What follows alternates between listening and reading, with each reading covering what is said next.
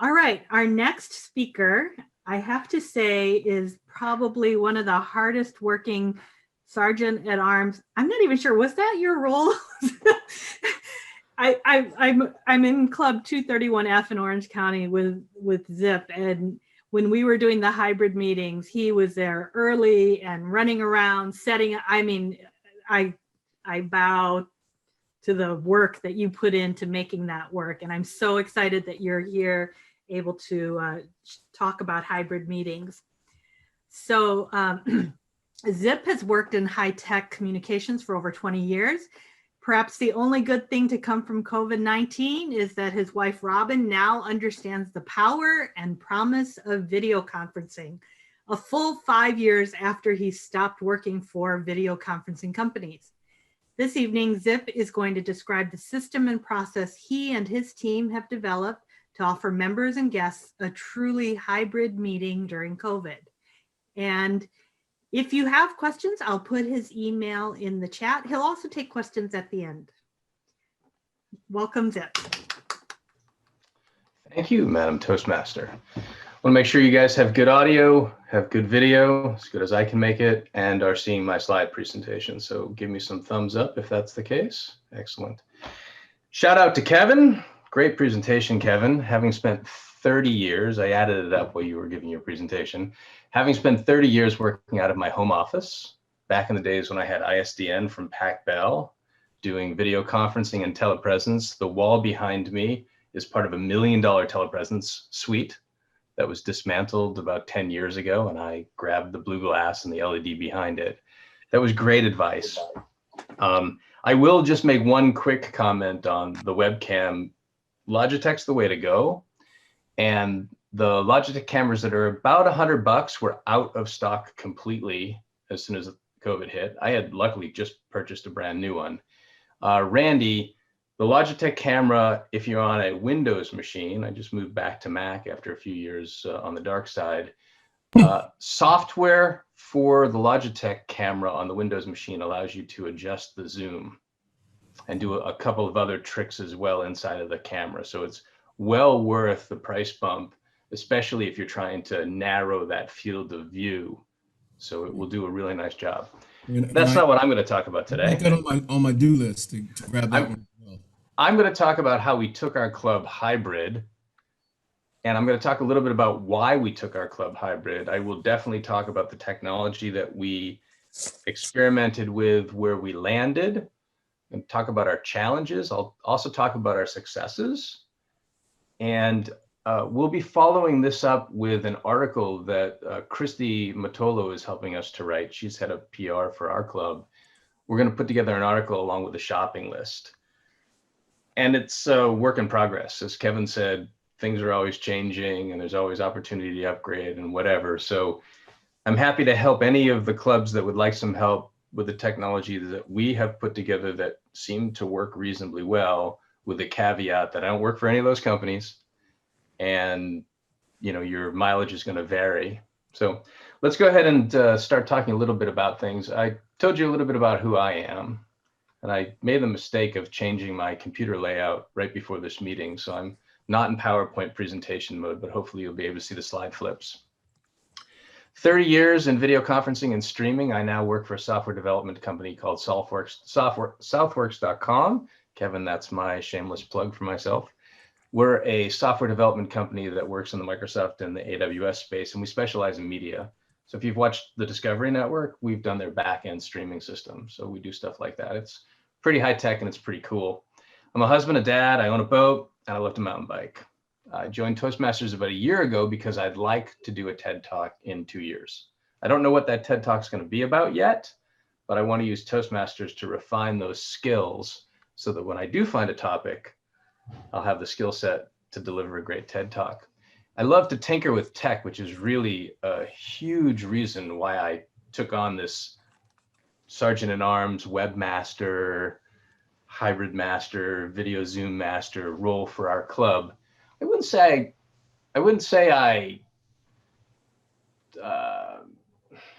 yeah, I've had a good time. It's been an awful lot of effort. way more effort than I thought it was going to be. And to be honest, I'm not sure if I would do it again, but the learnings that we have now, we can move forward from, right? And the reason I'm not sure I would do it again is just it has been a massive, massive time suck trying to get it right. So let's talk about some of the things that Zoom has sort of done for us here. Of course, it's the ultimate social distancing tool, relatively easy to use, compatible, inexpensive, ubiquitous. We already know that. And I think most clubs are using Zoom.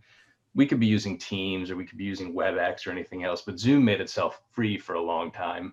But as we've all found, you really have to buy a package of Zoom to make it really usable and standardized and everything else. And so we're all buying Zoom right now. I actually bought Zoom stock in February. I sold it a little bit earlier than I should have, but Zoom's had a great ride and it's a great software and it's great technology. But despite how great it is, I think all of us, and I've spent literally the last 30 years working out of a home office. I've had a camera on top of my whatever machine for the last 30 some odd years. This is a very tiring way to meet every single day. It's a very tiring way to have a 2-hour meeting. It's a very, very difficult, very distracting environment for people.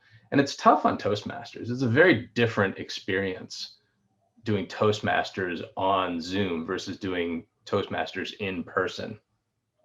I think it's been a great experiment, and I hope to see, even after we remove the pandemic limitations, I hope to see keeping Zoom and remote presentations in the Toastmasters toolkit, because this technology is never going away. Now that you all have gotten a taste of the life Kevin and I have led for years, there's going to be less business travel. There's going to be more of this type of technology. And it is a totally different way of presenting than if you're presenting at home, presenting in front of people. So this is a skill set that I think needs to get added as a very specific skill set inside of Toastmasters, presenting and public speaking over Zoom.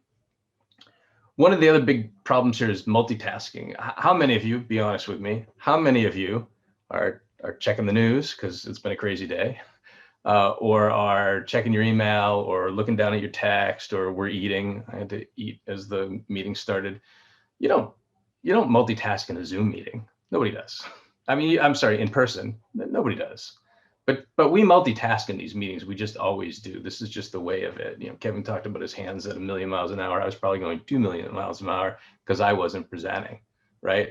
So what we found as a club was that we were getting fatigued with Zoom, and this is around the July timeframe. So we thought the worst of it was behind us.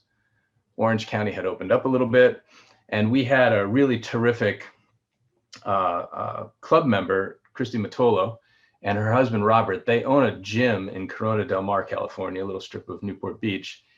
And it's a beautiful gym. And they offered up their facility for our Toastmaster meetings because the place we had been meeting, we couldn't meet there anymore. That place was hard shut down. I don't know if we're ever going to get back there. It was the lovely room, but I don't know if we're ever going to get back there. But Christy and Robert said, hey, we've got a health club. We've invested very heavily in air filtration and in sanitization and the latest technology. And we've got this huge room so we can have social distancing necessary to put people 6 feet apart.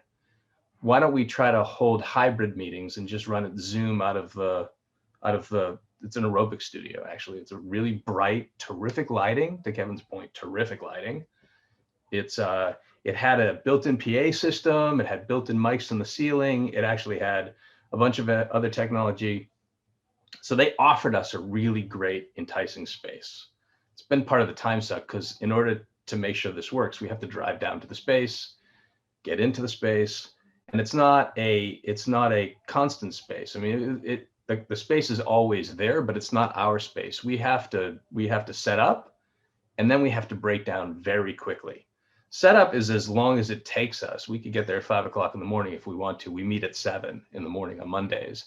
I could get there and have at 5 o'clock in the morning to set everything up. But we have about 10 minutes to break everything down. And then we're gone for a week, and then it starts all over again.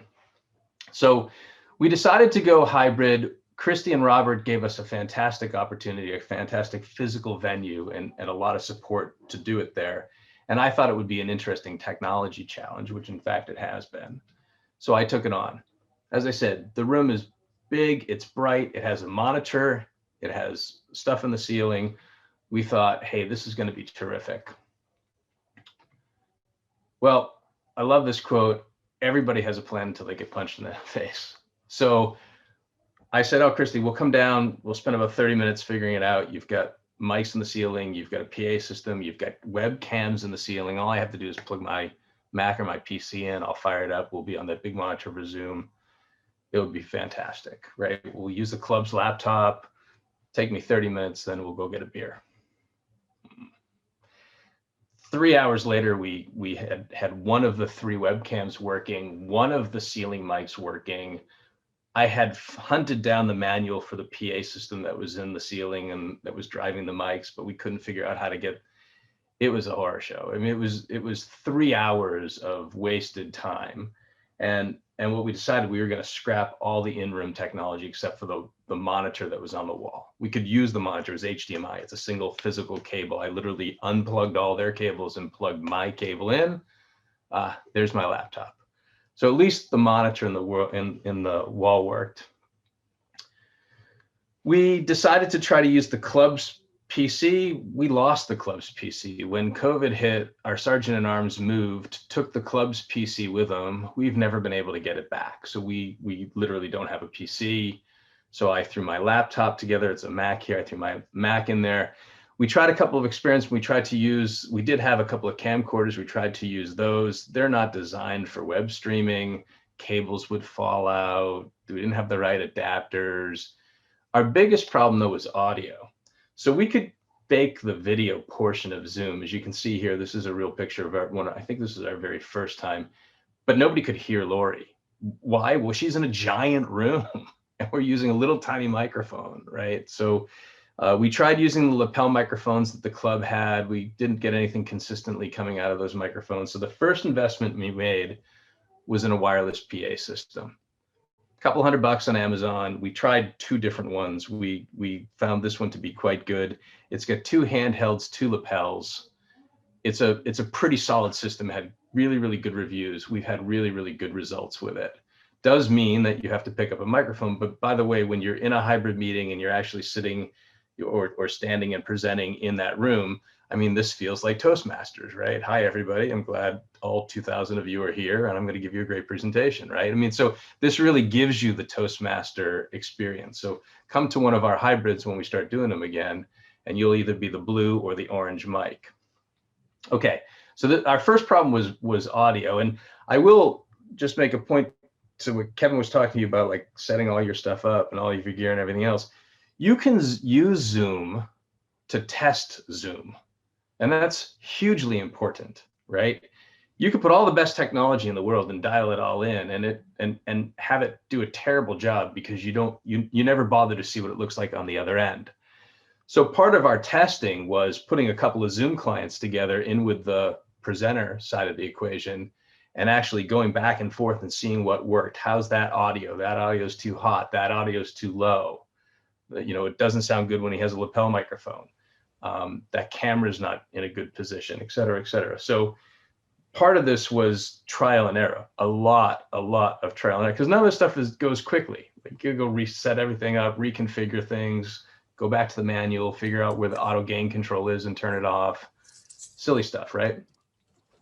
So these are just some of the things. I'm not going to read the slide to you, but these are some of the things that we sort of dealt with in our learning curve. And I think the most important one was just the audio. I can do something silly like mute my video right now and still give you a great presentation. Well, I hope it's a great presentation. You guys will be the judge. But if I muted my audio, or I had crappy audio, or it was echoey audio, or it was scratchy audio, it would be worthless. You would just tune me out immediately. And right, that's the most important thing about this, is the audio has to be spectacular. One of the problems that we had in a hybrid environment is you're in this big room. We've got the microphone. We figured out the microphone part. But the problem is the people in the room have to be able to hear the Zoom people. So this is for you to hear me in the room. But when a Zoom presenter, because we wanted it to be equal, we wanted the Zoom presenter to have the same experience and the same opportunity as the in-person, because we didn't want to force people to come in person that didn't feel like they wanted to be in a physical room. socially distant, wearing masks. We followed all the guidelines. But we had first responders. We have first responders in our club. We have people that have underlying conditions. We have people that just don't want to be around other people right now. And so we wanted to make sure that we gave you on Zoom the same experience, or as close to the same experience as you in the room. So this does a great job of my mic, my voice into the Zoom call. We had to figure out how to get the audio of the Zoom call into the room. So we fooled around, and what we came up with is $100 Costco. I don't think they sell them anymore. It was a Christmas special. These little wireless speakers are spectacular. We got 2 of them. We turn them on. We pair them to the in-room Mac. I'm using a Mac, but you could use PC. We pair them to the in-room Mac, and these are the speaker for the system. Now, it's really important that we used the microphone and the speaker from the same Mac client, the same Zoom client. And I'll explain that in a second. We actually have 2 Zoom clients in our hybrid room. One Zoom client is for the presenter. We have another Zoom client, a PC running the Zoom client with its own camera. That is for the audience, for the in-person local audience. So when you're on one of our Zoom calls, there are 2 participants from the hybrid room. The presenter, which is always the camera with a close-up of the presenter speaking, and then you can see the room. It's really important because sometimes the microphone goes to somebody in the audience locally to ask a question or participate in local discussion that takes place during Toastmasters or table topics or whatnot. You can't have a stilted, like, okay, table topics. You have to go up and get in front of the room and set yourself up as a presenter, and then you speak for 2 minutes. That doesn't work in the flow of the meeting. So we came up with speakers in the room. Video, okay, the local presenter, the people in the room get to watch the big monitor, but when you're presenting not just to the local audience, but to the Zoom audience, and usually the Zoom audience is much larger. So we had to come up with what's called a confidence monitor. And the confidence monitor, just like a prompter, if you're a presenter and you're doing a big presentation on television or something, you have a prompter, a teleprompter to look at. We put a confidence monitor in front of this camera so that the presenter can have eye contact with the Zoom audience. And of course, the presenter can look around the room and have eye contact with the local audience. So we had to bridge that gap, right? And then presentations, it's easy for me on Zoom to present. We had to come up with a way that was as easy for somebody who is giving a presentation from the actual physical room to present. So they give us a USB stick, we stick it in, and we run the presentation off of the computer that's tied into the Zoom call from the presenter. So just something to think about. Setup takes us about 45 minutes. In person, for regular in-person Toastmasters, you come in with your sign-up sheet, you throw a couple of the voting things on people's desks, or you just put a stack and you start your meeting. So there's a huge difference in the setup. We've gotten it down to about 30 minutes, but initially it was an hour and a half. And the way we got it down to about 30 minutes is, I'll show you in a second, we built a kit. And we built a kit so that we can reproduce this. So we've gotten it to the point where it's reproducible. We had to be able to pack up in about 10 minutes. So we do have it to about 10-minute pack up now. And the pack up is such a way that the kit is ready to go for the next setup. And the kit's mobile, so the kit's on wheels. The kit's in a Pelican case. So the kit's on wheels. We can take the kit anywhere in the world if we want to. Now it's check-in luggage. It's not over the seat luggage. You have to actually check the thing, but it is checkable. So theoretically, we could take this thing completely on the road. I can throw it in the back of my SUV and I can take it anywhere because we know we're going to be in different venues, right? Okay. So here's what our hybrid environment looks like. This is an actual hybrid meeting that we had. We did a lot of trial and error. You can see Shiva, she's one of very active members in our club, and she's up on the big monitor. She's actually giving a presentation, so we're all participating in that presentation. We had some challenges with the whole room is mirrored, and it creates that tunnel where you're in a mirror and you're so we brought in those are shower curtains, Kevin. We brought, or doctor, we put in shower curtains to sort of block the mirror. We've evolved this a little bit more. We now have like a nice looking set. It almost looks like a talk show set, right? And we've got chairs if you want to sit while you're presenting or make it more intimate or whatever. So we've done some more work on the physicality. you can see there's the fold-up table and the kit there, and I'll give you some close-up views. So I talked a little bit about the audio. You can see the audio mixer. That's the thing with all the buttons and all the wires coming out of it. That's an audio mixer. That's the PA. Oh, that's a mixer. It's tied into the audio PA. So we have a mixer and audio PA. So I can turn the gain up on any of those 4 microphones. So if somebody's speaking particularly soft or somebody is just screaming, we can turn that up and turn that down. We've got local headset. So it looks like a TV production. And that's one of the real challenges, is it's kind of a TV production. And it kind of has to be, because otherwise you'll have a terrible experience as a Zoom participant, and you'll have a terrible experience as as a hybrid in-room participant. So there is a huge human labor aspect to it. During one of these meetings, someone, right now it's me, is acting as the producer.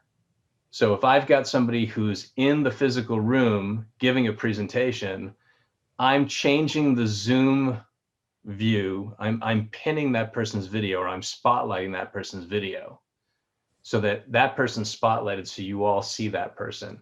I'm then using some pretty interesting cameras.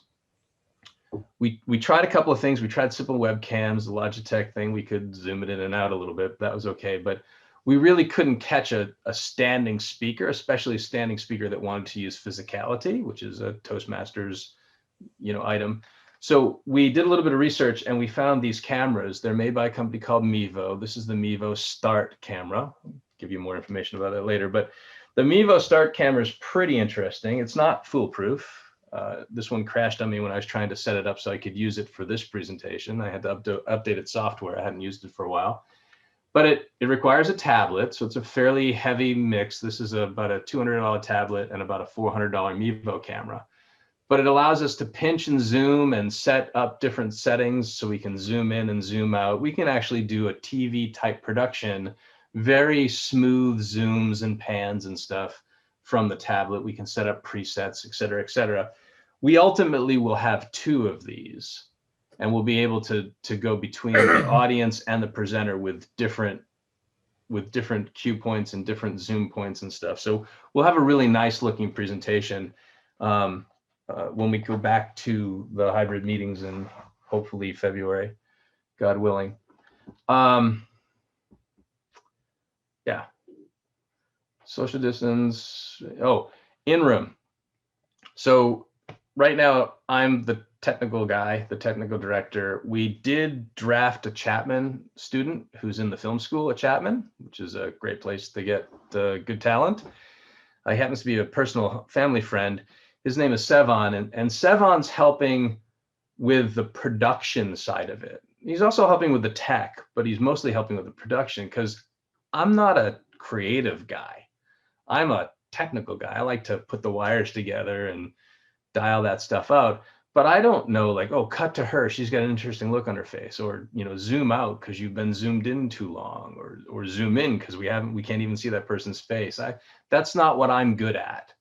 I know when I see good TV, but I can't make good TV. So Sevon's come on as an apprentice, and Sevon is actually running side by side with me. Sevon's running the cameras. Sevon's adjusting the audio and the microphones. I'm just sort of making sure Zoom works properly, and I'm doing the spotlighting in Zoom, and I handle any technical nightmares that come up. We haven't had any recently.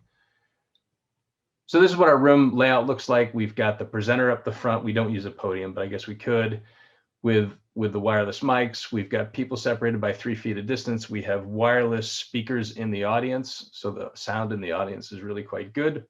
We've got a room cam, which is a PC with another camera to face the audience, and we've got the AV kit with the cameras that face the presenter. Here's what the kit looks like. It doesn't have a Toastmaster sticker on it, but I'll put one on it. That's a graphic. Huge cup of coffee is a necessity. And then here's what the case looks like inside. So what I did is I custom cut the foam once I had laid things out. You can see a bunch of, you can see here we've got a power strip with a bunch of things powered. You can see here in the case, it's got an orange extension cord. We set this up so that when the case is closed, if everything's in the case properly, so when you break the room down, you put everything where it's supposed to go, and it clearly goes where it's supposed to go, and you plug all of the charging cables into all the devices, you take the batteries out, and you put the batteries for the microphone in the battery charger, and when you plug the case into the wall, the case charges everything. So if you plug the case in on Sunday night, everything in the case, including the batteries, Kevin, for the wireless microphones, and we have 2 sets of batteries, so we're redundant on the batteries. Everything is fully charged when you open the case in the morning and take it out to start the event. So all the wireless technology needs batteries. Everything's all fresh. And if you put it back properly, just plug it in the night before and everything's all ready to rock and roll. So we're really pleased with it. We have some remaining challenges. We've had some problems with the audio and the cameras and the Zoom software that is just going to take some time to iron out. It's just one of those things we're just going to have to figure out what the gazintas and the gazatas are, right?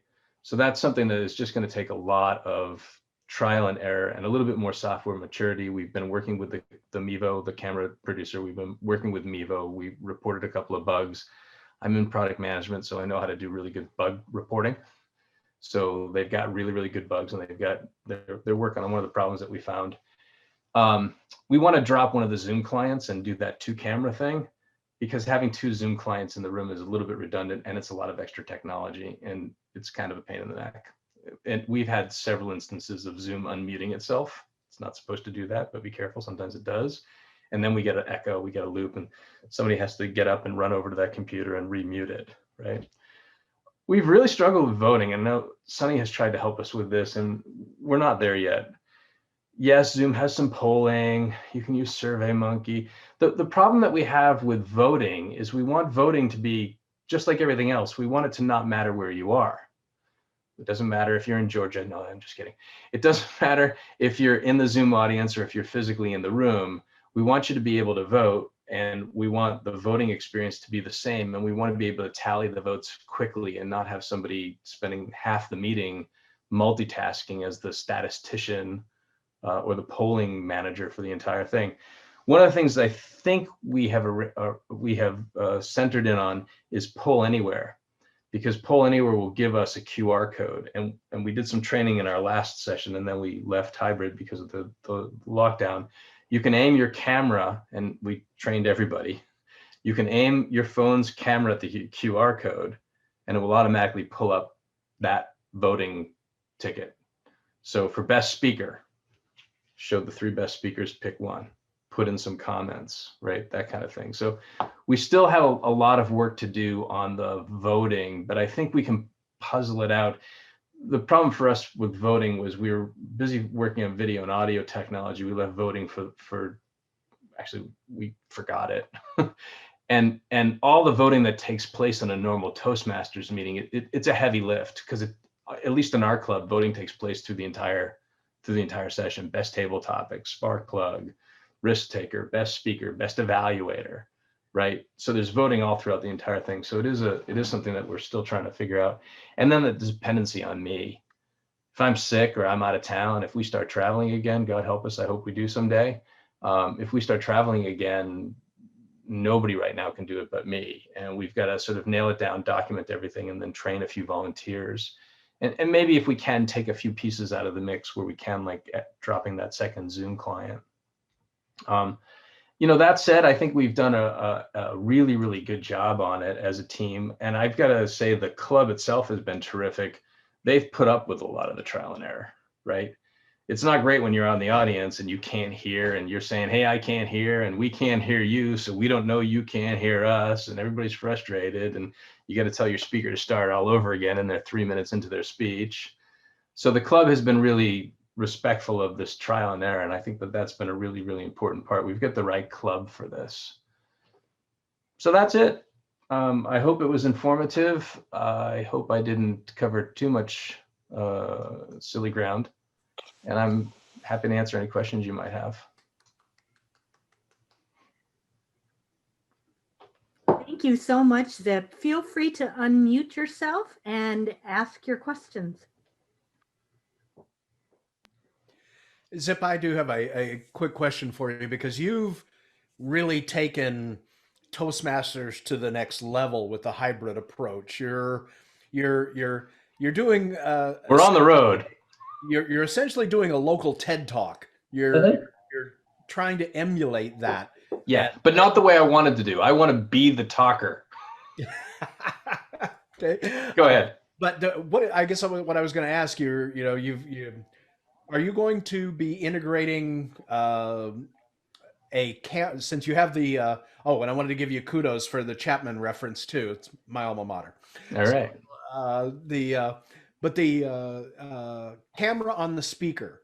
Now, one of the reasons I love what we're doing right now is because when I'm standing and giving a presentation, I tend to wander about the room because I'm looking for eye contact and I'm looking for recognition. That would require a camera operator. Are you thinking about adding that? Well, we do that, right? So the Mevo software has the ability for us to pan, tilt, and zoom electronically. Now, the camera head itself doesn't pan, and that was a problem for us because we had some speakers going way off cam. So we put in a remote pan head. So if somebody goes completely off the reservation and we don't want to call them back, I mean, we're informal, but if you're mid-speech, we really don't want, hey, Cindy, come back over here, we can't see you. We can adjust the pan. We initially bought this because we thought we would use this to pan to the audience and save the cost of another $400 camera. It's not fast enough. It's much too disruptive, and it just feels wrong. So the folks at Shape Up bought another Mevo, and we share, like, they can use the kit when we're not using it because we don't care, and we leave it there so I don't have to haul it back and forth. And we're using each other's cameras, and that's how we've done the 2-camera thing.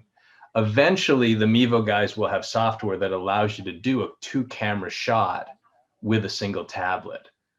And that we're really looking forward to that, because that will give us a really seamless way. And what happens is the camera acts as a webcam. So we actually have the camera plugged into Zoom. The camera itself will stream to the internet. If you didn't want to do Zoom and you just wanted to stream to Facebook Live or something else, you can do it directly from these cameras, which is another really interesting capability of the camera. One of the reasons we bought the camera is we know we're going to use it over the next couple of years, right? But what doesn't work, unfortunately, we can't make it work well enough that there is like a face tracking mode that's in the Mevo. So theoretically, if you're up in front of the and presenting, it's supposed to be able to track you and zoom in on you a little bit or whatever. We find it doesn't work very well. So it might be that it's such a big location and it's kind of echoey because it's got a hard floor, mirrors, and a weird ceiling. It might be that it's too echoey and the software doesn't really know where the person is. That might be the case, but we found we have to follow. It's not hard. You're just sort of pinching and zooming your way to zooms and stuff and following the person, but we do have a camera operator. That's the Chapman guy. I'm really kind of curious how much you've got invested. About $2,400 in the kit. Yeah, about $2,400 in the kit. So it's not inexpensive, but since we are probably looking at another 6 months of some form of hybrid meetings, and then the gear that's in the kit could be used for almost anything. So when we swear in our officers and we have a bigger event at an outside facility, we've got our own PA system, et cetera, et cetera. So it is we bought the equipment with an eye towards, can we use this equipment for other things other than just the core meeting? And the answer is yes. Are you a real volunteer? What do you mean by real? You get paid? Ouch. No, I don't get paid at all. In fact, I didn't think so. In fact, a lot of this gear I bought on my credit card, and then we wound up figuring out what we were going to keep. And there is some donated stuff in the kit too that I donated from my stable of technology I've upgraded out of that I don't need. I'm a volunteer. It would be really good if we could get a listing, say in an email that we can mail out to. Yeah, there's sorry, there's going to be an article, and we'll make sure that Sunny gets access to it, that we write up, where we write the whole thing up, and we're going to put a final shopping list together along with like Amazon click-throughs and everything else that you'll need to just go sort of put it all together yourself. And Kevin, maybe you could also, you recommended a couple of things, and it'd be good to have that sent out to all of our members. Somebody was asking if you'd be willing to share your slides. Oh yeah, for sure. I'll send it to you. No problem Great, thank whatsoever. you. Yeah. Yeah, I'm happy to. And actually what I'll do, Sunny, is I'll do it tomorrow. I'll do a final slide, and I will I'll put an equipment list in there so you don't have to wait for the article to come out. But I did make that caveat in the beginning of this that, you know, your mileage is going to vary, right? The audio stuff seems to be very stable now. The Mevo is still not completely stable. It hasn't failed us in any Toastmaster event, but it did fail me today. I wasn't able to use it for this presentation, which is, well, I guess it did fail for Toastmasters event because it's Toastmasters. Zip, what are you using for lighting? I must have not looked when you were showing those photos. We didn't need any lighting in the hybrid room because the room is so well lit. It's an aerobics studio, and it's bright as the sun. The room's beautiful. The room, that's the only thing we didn't have to change in the room is the lighting. So no shadows, it's all perfect. No, it's real because the hardwood floor reflects upward and takes out the raccoon eyes and stuff. It's really, we lucked out there on the lighting. Lighting's spectacular. Hey, Zip, you had mentioned the wireless speakers. Was that a specific wireless speaker that you have to use, or can you use any wireless speaker for that in-room audio? I suppose you can use anything that's a good solid Bluetooth. I wouldn't go for some no-name $5 Chinese brand that's going to break its Bluetooth connection. We went with, I mean, I just happened to, literally, I picked them up for me because God knows I need more gadgets. So I picked them up at Costco. I just saw them and I was like, oh, that looks really interesting. They're $100. I can always find use for another pair of wireless speakers, I guess. And then we ran into the problem, and the next week I brought them in. I decided I was going to use them. What I like about it is they're paired. So the problem for us is we're social distancing, right? And I think we've had a total of 10 people in the room. I mean, it's a huge room, right? It's social distant.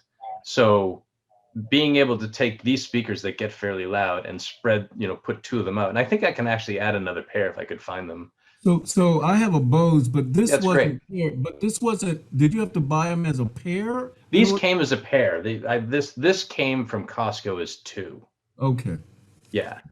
And I'm sure like the Bose would probably be loud enough. The problem is that you make it really loud and the people sitting on top of it are getting blown out of the room so that the people at the other end of the room can hear it. And if we were in a fixed space that was ours, we'd use house PA. Right. The problem is the house PA was a train wreck and it's not our place. So we're not going to go invest in Shape Up's PA system. That didn't make any sense for us. And what about when the higher speed 5G or whatever comes about, technology is going to change again on us, right? Well, not necessarily. That's actually a good point. I didn't talk about it. And Kevin spent some time talking about internet connectivity. And I think that was pretty interesting. You, I guess, have choice in the Inland Empire. In Orange County, we have this much choice in our internet provider. If you're residential, you're getting it from Cox or Comcast. And if you have Cox, you can't get Comcast. The phone company will deliver some crappy DSL 400-year-old technology that's not even worth having, right? So one of the things that we did is Shape Up has internet in the health club, which was great, but their wireless network didn't make it into the facility. So Robert paid an IT team to come in and figure out where all the cabling was, and they ran us a physical cable, and our kit includes our own router. It's a Linksys router, $200 Wi-Fi router that is locked so that you can't come into our room and use our router, the router that we're using to broadcast and bring in Zoom. We're still using shared bandwidth, but it's 7 o'clock in the morning and there aren't that many people, especially in COVID, that we're fighting for the bandwidth, but it would definitely become a problem. right? But with 5G, theoretically, Randy, I'm in this business, so I can tell you 5G is not anywhere close to being able to do what it needs to be able to do. But in 2 years or so, 5G will just be a different way of getting all of this stuff onto the internet. So all this stuff will all be obsolete, but it will still keep working. 5G will just be a better way for us to get this signal onto the internet and get the internet back to us. So that actually would be a great thing, because we could get off of shared Wi-Fi.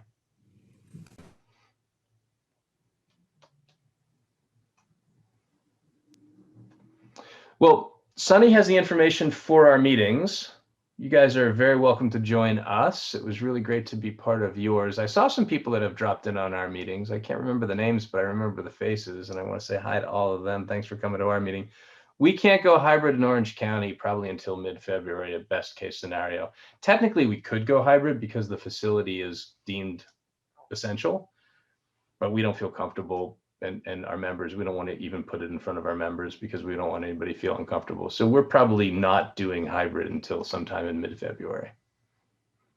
That said, we have great morning meetings. If you're not doing anything on Monday morning at 7 o'clock in the morning, you're very welcome to join us. So thanks for having me. Thank you so much. Really appreciate you doing this presentation and sharing that information. And yes, I will put the Newport Center Toastmasters info in the chat towards the end of the meeting.